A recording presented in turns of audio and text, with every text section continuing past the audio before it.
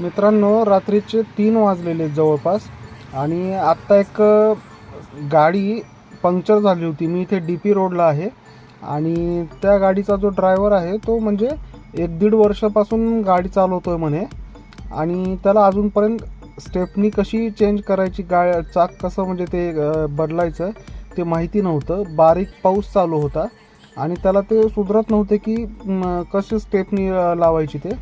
आणि तो आधी म्हणजे जॅक लावून त्याने वर केल्यानंतर तो नट ढिल्ले करायला पाहत होता, तर ते चाक फिरत होतं वगैरे. तो अगदी रडकुंडीला आलेला होता आणि वाटलंच अजून आहे बघा, गाडी समोरच आहे, हीच ती गाडी.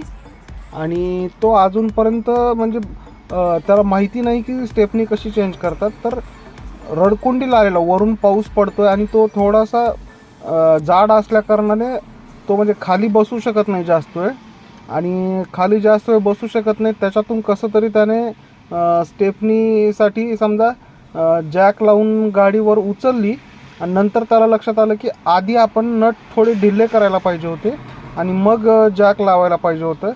अगदी रडकुंडीला आलेला. मला हसू आवरत नव्हतं, म्हणजे फक्त एवढ्यासाठी की तो म्हणजे खालीसुद्धा बसू शकत नाही आहे तो. आणि 1.5 वर्षापासून गाडी चालवतो, एकदासुद्धा कधी त्याला गरज पडली नाही म्हणे स्टेपनी चेंज करायची. पंक्चर झालं त्यावेळेस कुठेतरी जवळपासच पंक्चरचं दुकान असायचं. आता एकतर रात्र झालेली आहे आणि रात्र झाल्या कारणाने कुठं पंक्चरचं उघडं नाही आहे. तर थोडंसं म्हणजे पंक्चर जरी गाडी झालेली नसली तरी सवय करून घ्या. कधीतरी स्टेपनी चेंज करत जावा, जेणेकरून असा रात्री जर कधी चालवला तर प्रॉब्लेम येणार नाही तुम्हाला.